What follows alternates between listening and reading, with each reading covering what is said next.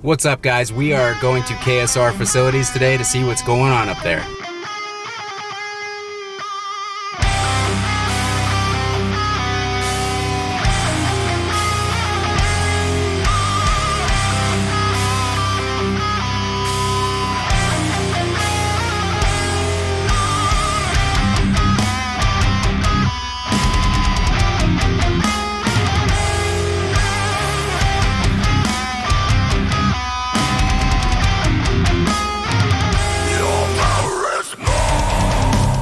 What's up, guys? Kyle here again, and today I have the pleasure of being at KSR Amplification, talking to the man here, Kyle Rhodes. Nice to meet you, Kyle. How's it going? Good. Really appreciate you allowing me to stop by and check the place out. So, ask you a couple questions if that's all right. Absolutely. Pick up my my pedals that I'm very excited to get home and try out. So, I guess the first question is, how did all this start? The short answer is by complete accident. I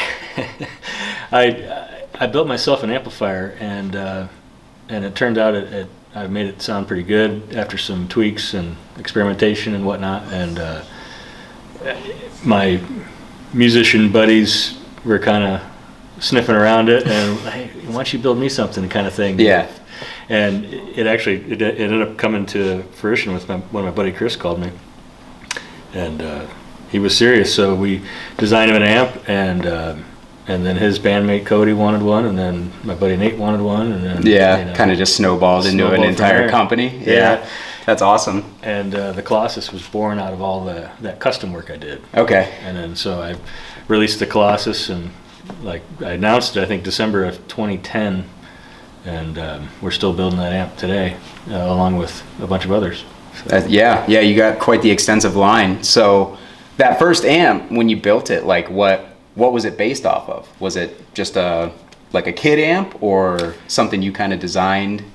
No, it was, so I got some circuit boards off a forum, and the forum was kind of dedicated to amp mods. And what forum was it? The first one was the Slow Clone forum. I was gonna say, it sounds like Slow Clone. And then, so yeah, a guy was selling boards on there, and so the first amp, I got some Weber, like a Weber chassis, and I sourced all the parts myself, and I went through and came up with some interesting modifications and ideas, and like even that amp, I still have it. That it's basically intact from when I was first experimenting, and kind of got to a point in evolution of it that spawned some of the custom stuff I did. Okay. But inside the chassis, I have switches, and I have switches on the outside of the chassis, and stuff wire tied on the inside. I literally would pick up the chassis and reach in there and flip switches. Right. While the thing was live. Yeah. And during my band practice and everything, just experimenting with different stuff, like what sounds better, how does this react when I'm playing a 7-string or playing standard tuning or whatever. And so it's kind of like a Frankenstein amp, and then the custom stuff kind of spawned off that. And the interesting thing with the custom amps that I did was different guys wanted different things. And one guy wanted MIDI, another guy wanted like a really good crunch sound, another guy wanted a really good clean sound, and all that. So that's where all that stuff I worked on kind of individually. There was commonality between those five custom amps I did, but the Colossus was kind of born out of all that as my ultimate amp. Okay. And I had all this R&D done by virtue of these guys wanting me to build them something. Yeah. So I put the Colossus together with all that kind of collective knowledge that I'd gained over a couple years of just doing the custom stuff. And I figured, well, maybe I've got something here. Maybe I could actually, make some money, because on the custom amp market, with how much time I put into each amp, I wasn't making any money. No, yeah, for sure. But I had progress after that. I had the designs, and I had the ideas, and I had the kind of more know-how to pull it off. So Colossus came out of all that stuff. We built a bunch of those, and then rest is history, so to speak. Yeah. So I guess that's how it all started. I mean, I still had a day job during all this, and you said when we were talking that you were working all the way up until like 2016. Yeah, I still had an engineering day job until 2016, and then moved to Ohio, and then got a shop, built up a shop in my backyard, and rolled with that as long as I could. Well, I ran out of space as soon as I moved in and started buying CNC machines and all that stuff. And I worked toward basically this space, which we're in now. Yeah.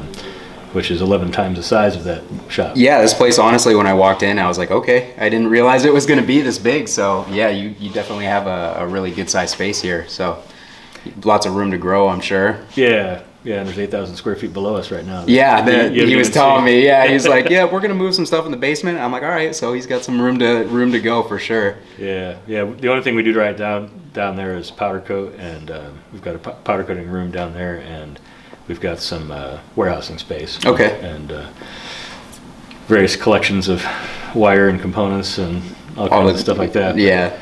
Well, we're gonna build a nice video studio area down there for our social media live stream stuff. And yeah, you guys are kind of taking that and running with it a little bit, it seems.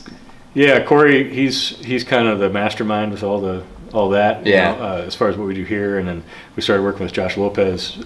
He's been helping with doing stuff. He's remote. He's out in Texas, but he's done various videos for us for the pedals, and he did a Facebook Live takeover a couple weeks ago. That was really cool. Demonstrating the series in Eros, and I didn't see that. Playing songs and stuff. Is that up anywhere? Or Yeah. It's posted. If you go to our page, you should be able to find the video for that. On the Facebook page? Yeah, on our Facebook page. Good to know. Okay. So that turned out really well, and we plan on just keep running with that. And you saw some of the stuff we were doing today. Yeah. Wait till you guys see that. It'll probably be up by the time this video airs, but that was pretty funny. Yeah. So we want to do a lot of just everything from comedy to Q&A to just showing behind the scenes stuff to showing finished product. Yeah. I think people will appreciate that, getting because most builders, you don't really get a look inside. You don't really see what goes on, and just to see everybody having a good time, on top of the products and everything else is real cool. Yeah, we're like a family here. We've got kind of a culture here. Yeah, and, I've noticed. It's cool. Yeah.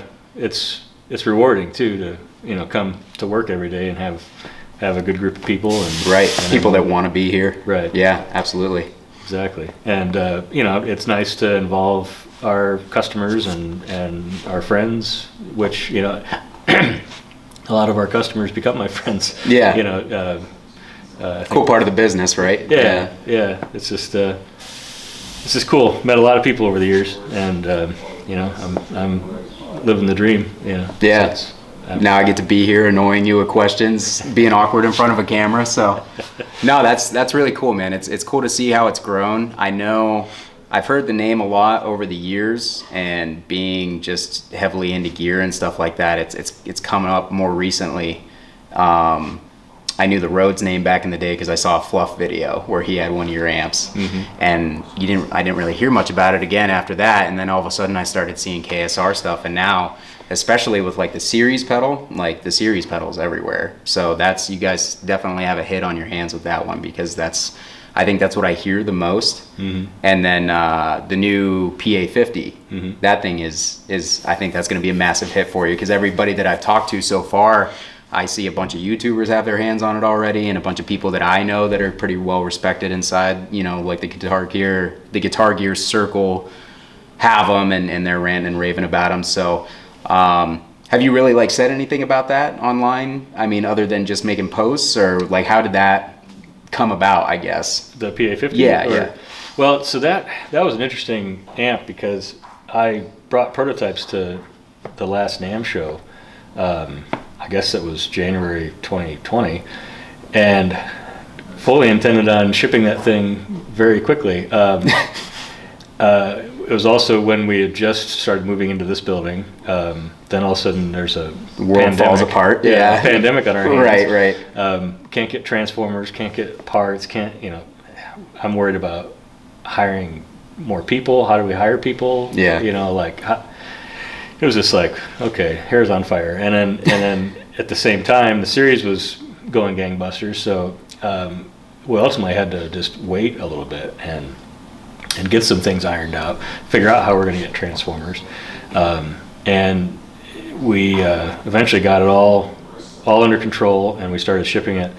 Geez, I've lost track now, but a month ago or or whatever it was. Yeah, it hasn't been that long. It hasn't been that long, but we're able to build them really quickly because we've got, 7 pairs of hands, actually maybe more like 8 pairs of hands sometimes in that particular product. So it can move through the system pretty quickly, and we're doing everything in-house. We're not making the transformers, but we are cutting, bending, powder coating, circuit board assembly, the wiring. Yeah, pretty much full assembly from start to finish. Start to finish, that thing is made here, and the only thing that comes in are bare PCBs, components, and transformers. Okay. And so we do all that, and we're able to streamline the production.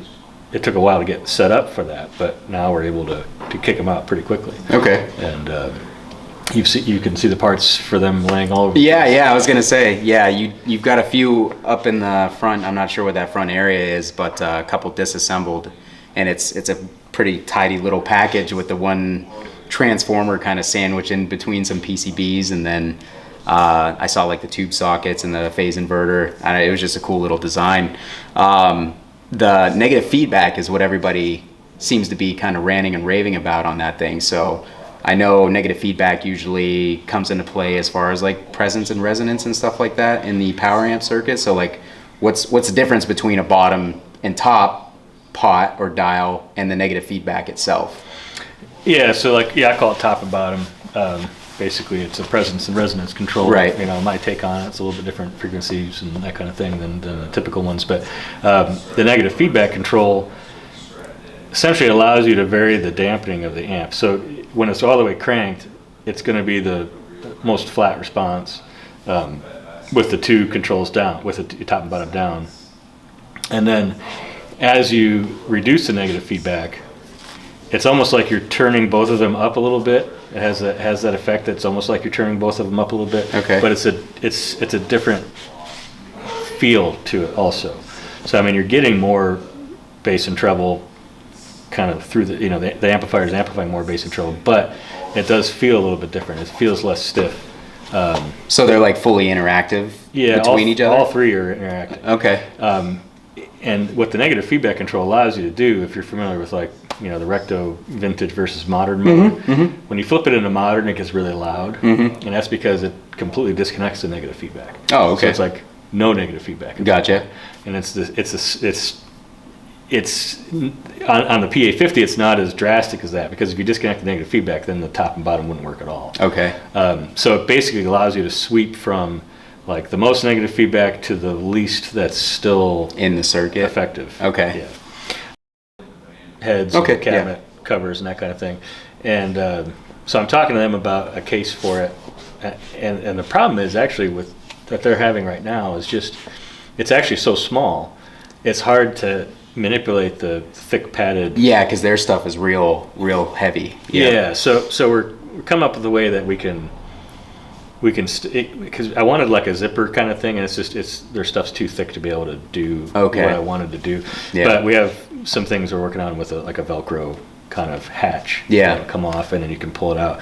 And unfortunately, since the PA50 is so small, I did want to have like a compartment for a pedal or something like that. Yeah. But it just adds too much bulk to it. Yeah, it makes sense. Yeah. So I think the better thing is just to have something that'll protect the power amp, and then your pedal board will be your pedal board. Right. With whatever. Right. I can't have it all. Come on, man. No. And I've had some ideas too with like a stand for the PA50. I haven't implemented anything, but because you could have it sitting on the floor next to your pedal board facing up at you. And then that way you can see the control and you reach down and tweak stuff easily. Right. And it can be right next to your pedal board. But I haven't pursued that, but I just kind of had that vision in my head. Or it's just in the back, sitting on top of the cabinet. Right. That's probably how it would be for me. Yeah. Just No, just like a head would be. I haven't picked one up yet. I got to do that before I leave. But yeah, 13 pounds sounds pretty light. So I'll figure out a way to implement that too. And do you have the voltage? Like all your amps have the selectable voltage from 110 all the way to 240? Yeah, the PA50 is it's a little more forgiving, so it's 115, 230. Okay. But yeah, it perfect. Doesn't all the amps have real broad range of voltages for everything, but that's just because of the way the amps are designed, and they needed a little bit more specific primary voltages so things worked better on the preamp side and all that. Right. PFC is a little more forgiving in that regard. Gotcha. That makes sense. All right, we're good. I'm gonna Do it.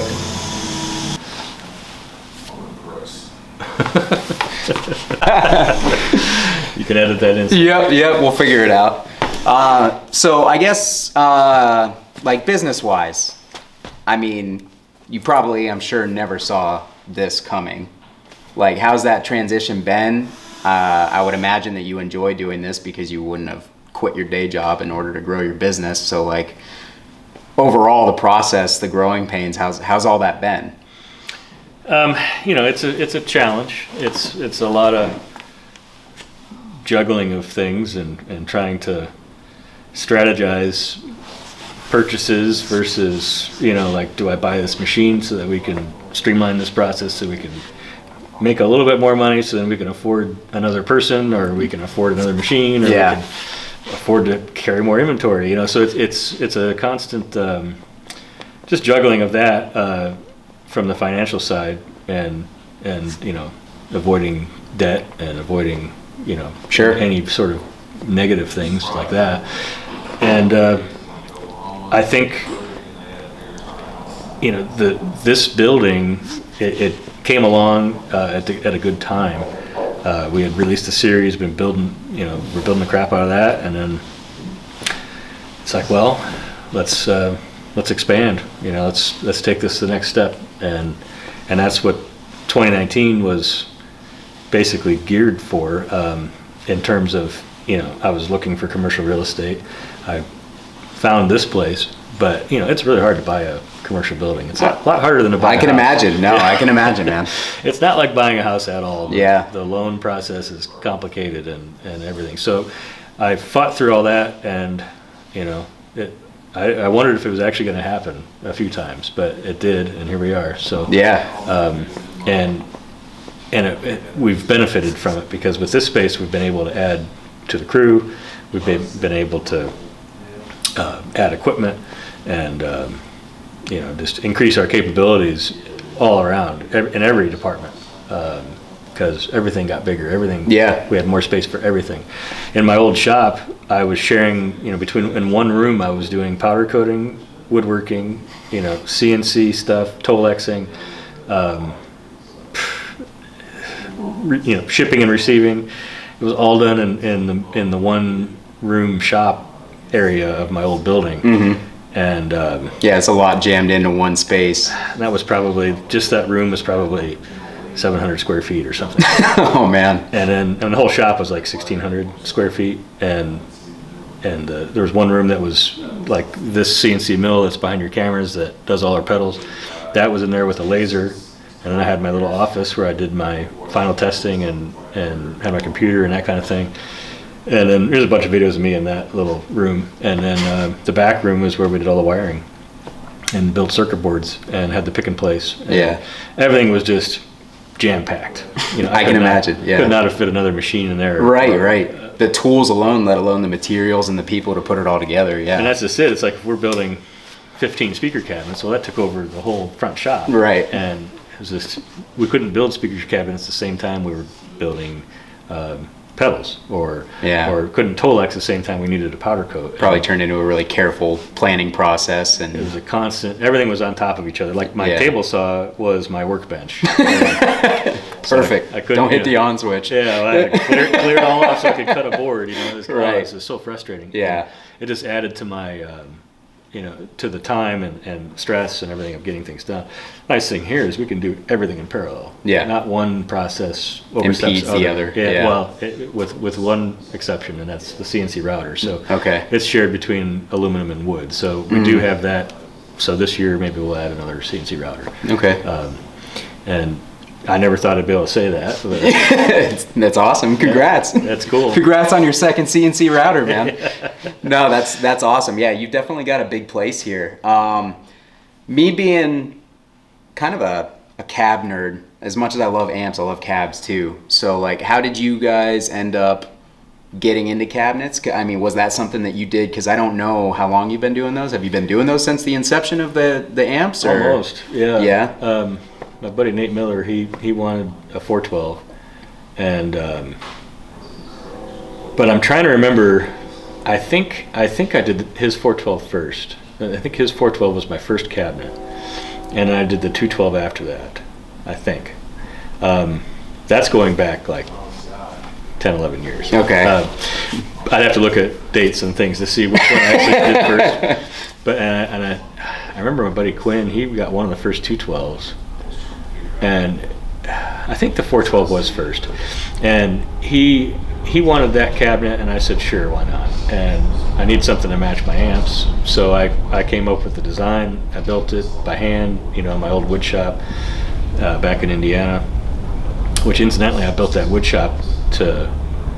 Originally, my goal was to not be stuck in front of a computer all day like I was at work doing engineering. Yeah. I wanted to build furniture for fun at home at night. Okay. And got that wood shop all built out. I had saved money and bought machines, and then got it all done and ready. And I'm like, okay, I'm gonna build some furniture, and I built some things. The next thing you know, I had an amp company, and then all I was able to build were plywood boxes and head shells for right for amps. So, not quite what you envisioned, but came in handy. Not what I intended to do there, but I use cabs as like coffee tables sometimes. So it all depends on your outlook, right? Yeah. No, that's cool. So like your cab design, I was kind of taking a look at them over there. Everything's finger jointed, and then like how your dimensions. I don't know if you guys have like a standard like 4x12, like this is our standard design, and if so, like why did you go with that sizing and everything?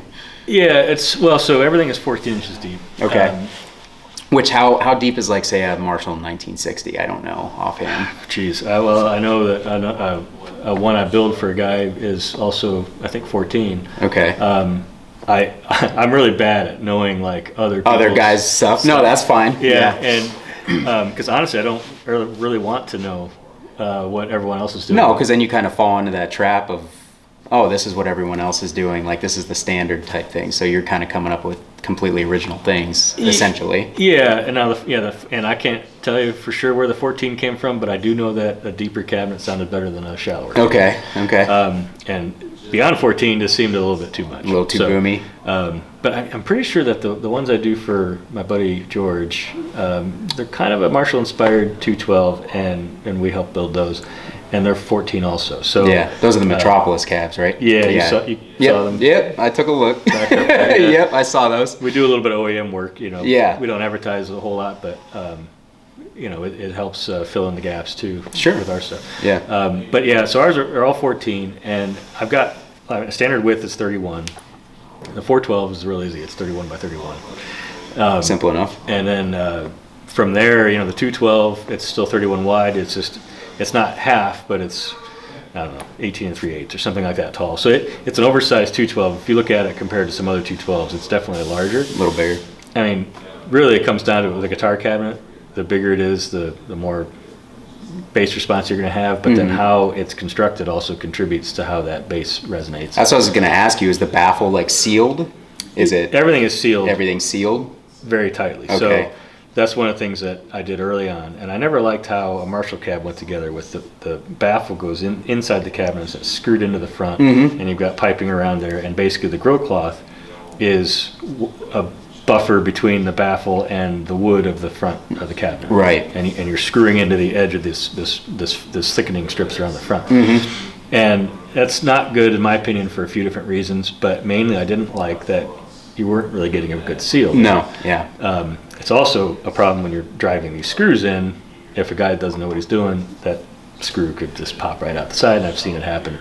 It's not pretty, and it's always nerve-wracking when I'm building a Marshall-style cabinet that I try to keep those screws going in the right direction. Yeah, the right direction. Yep. So I didn't like that. So it's actually, we use foam seal all the way around the front. So it's a nice, just because too, I don't like wood on wood that's just screwed and not glued. So any sort of joint that we have that's wood on wood, it's got some sort of buffer or it's glued. Is that for like cabinet rattles or airtight seal or both essentially? Yeah, okay. both. I mean, airtight seal less so, but more it's just a rattle. Okay. So if that screw loosened up over time and you hit a You're certain not hearing frequency, wood go like this against each other. Yep. and I've had people come to me about other cabinets and complaining about rattles or this or that. Yeah. And, you know, well, unless you can find where that's actually coming from, Good luck. And you know, button it down. Right.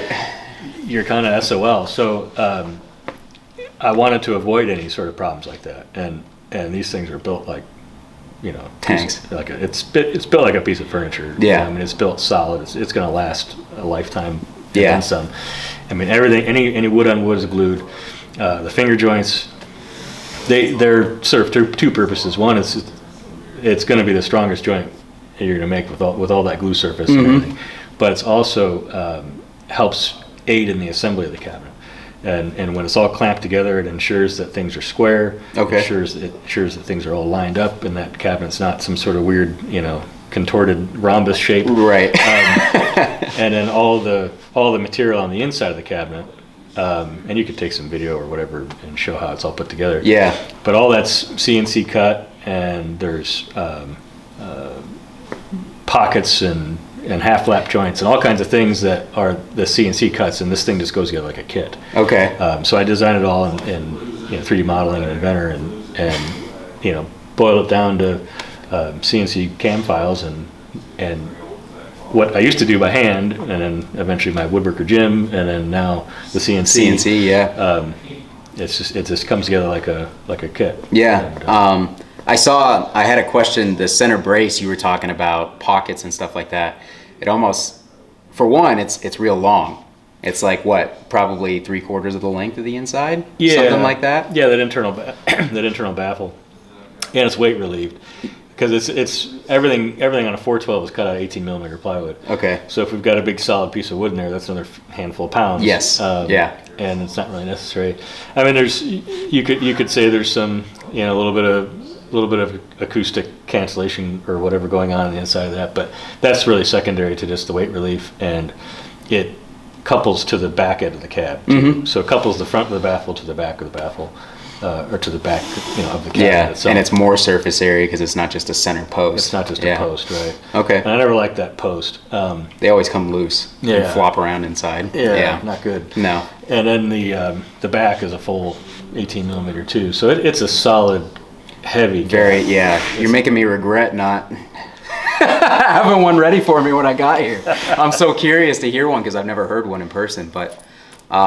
I think Matt's finishing up one over there. Yeah, it sounds like he's about to button it up, but yeah, and then you also offer all sorts of like speaker combinations and everything, mostly Celestion, or is it all Celestion? It's up until recently it's all Celestion. We've been able to get some of the Eminence stuff, but you know, few and far between because they're all back ordered. The DB77 people have been asking. Oh, I know. I've got mine on back order.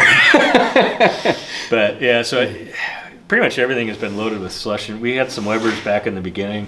They were kind of hit or miss though. And just ended up getting hooked up with Celestion early on, and became an OEM with them, and haven't looked back really. Gotcha. I mean, yeah, they're pretty much the standard at this point, anyways, and for good reasons. So yeah, they're the gold standard. Right. And so we offer anything that we can get from them. And one of the unique things we do on our website, you can select like each speaker you want. Yeah, I saw you could do each top right, top left. Yeah, that's really cool because most people don't give you that option to kind of play around with the speaker combinations. If anything, it's usually in pairs. So the fact that you're like, sure, take one of each, we don't care. Yeah, it doesn't matter. Yeah, no, that's really cool. Yeah. Do you have any like more popular combinations or anything that you recommend to people that I guess isn't super common or super common industry standard type common?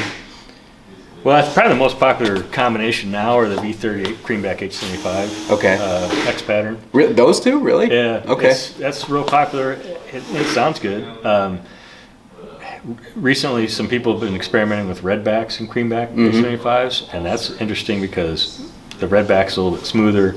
It still has a nice big bottom end, and the Creamback is just a different mid-range than the V30. Right. The two of them together sound really good. Kind of a briefly popular combo I came up with a long time ago was the A-type and the V-type, which are lesser known Celestion speakers, and actually sound really good together. Okay. And a bunch of people used those for a while, and then it seemed like the Creamback H75 became popular after that. Yeah. And then now the A-type and the V-type, nobody even remembers that. It's like they moved on so quick. Yeah. I know the H75 is real popular right now as far as like forum stuff. Yeah. I have tried them, but I had a 412 cab that was all that speaker, and it was very bright. Yeah. Would you say that they're pretty bright overall? They're brighter for sure. Okay, yeah. So I also have a cab that I actually really enjoy. It's a Splon cab that has V30 and M65 Creamback. Mm-hmm. So do you guys see many of those paired up with anything, or not really? No. The M65 one was not nearly as popular for us as the H75. Okay. And it's got a totally different mid range too, and the two of those sound good together. Yeah. Also, I've done that. Okay. The 75 and the 65? Yeah. Okay. Yeah. Yeah, I could see that because the 65 is a little smooth too. Yeah. So, yeah, I bet the 75 V30 would be really good with my Orthos. I notice is pretty smooth in the upper mid range. Like it has mids, but it's not like that real. I'm super used to like a Marshall, like that bitey type sound of the PV. It kind of has the cocteau that everybody calls it. Mm-hmm. And the Orthos is a little bit smoother because that amp is just so refined sounding that when I put it through a K100 cab first, and I really liked it, but I'm like, man, I need some upper mids. I'm used to that like piercing upper mids, and then I put it through a V30 cab, and I'm like, there we go. Mm-hmm. So yeah, I could see that being a really nice mix for, I guess, guys like me who are used to that real bitey upper mid sound. So maybe I'll have to try something like that. You got me thinking now, but I could see that being a popular combination. So, mm-hmm. And like your 212s, I see you also have a diagonal 212. Yeah, that's the 212 HW. I call it. It's the head width. Okay. That was born out of the 112 HW because I wanted to do a 112 cab, but I didn't want to do just like a cube. I wanted to do something that I could put a head on top of it still. Yeah. And that's where the head width came from. So it's literally just the same width as our standard head, same depth as our cabs. Okay. And then I set the height of the 112 HW just as short as I could make it. Yeah. And still fit that 12-inch speaker in there. Okay. Rear loaded in there. So that's how I got the dimensions for that cabinet. So there was nothing real scientific behind it, just it's practical. Yeah, and yeah. It ends up being, volume-wise, it ends up being a nice oversized 112, and it sounds great. Sounds killer. And then the 212 HW is that same concept, just made tall enough to where I could fit two 12-inch speakers in there. Yeah. And have them be the right distance apart. And that cabinet, the volume of it ends up being a little bit larger than a regular 212. And it's also made with 15 millimeter ply. So it's got a little bit more give, like a old Marshall cabinet. Yeah, a little flex to it. And it's a little lighter weight. So it's a different sound than our standard 212. Okay. But I really like that cab. That's the last cab I designed. Okay. Yeah, that's interesting. You see diagonal 212s here and there, but when I looked at it, I'm like, it's like as compact as you could get two speakers in there. Yeah. So, but like it's just wide enough for the head, so it doesn't look goofy. Mm-hmm. So I know a lot of people, myself included, I'm like, if a head overhangs over top of a cab, nope. Yeah. Cancel it. You can't do it. Can't do that. So yeah. All right, man. Well, I think I've taken up enough of your time here. I think we're like an hour deep into this 20-minute interview. So really appreciate it. Thanks for letting me stop by. And yeah, it's been a pleasure. Really nice talking to you. And again, appreciate the opportunity.